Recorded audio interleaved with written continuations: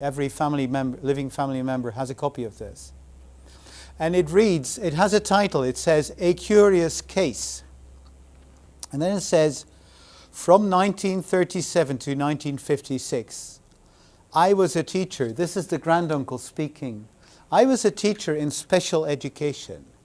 And of course, I often wondered about its inheritance, about the inheritance of what he calls mental debility. He uses the Latin phrase, debilitas mentis.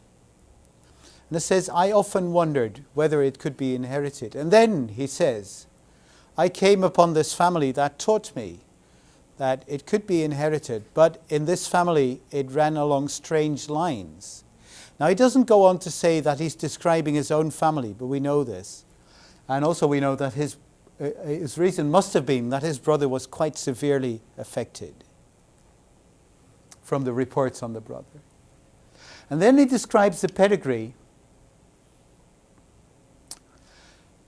in some detail. Apparently he went around the country to visit all his living family members and made notes as to who had it and who did not have it. And then he says, so from this I concluded that mental disability could be inherited, but I noted that it was always only transmitted by the females. It was always transmitted by the females, but it was only the males that were affected. Now obviously he was not a biology teacher, because he would have interpreted that fact, and he didn't do that in his writing. Because this, of course, is a well-known inheritance pattern, and this is very compatible with what we see in color blindness or muscular dystrophy, that is X-linked recessive inheritance, where it's the females that transmit it and the males that are affected.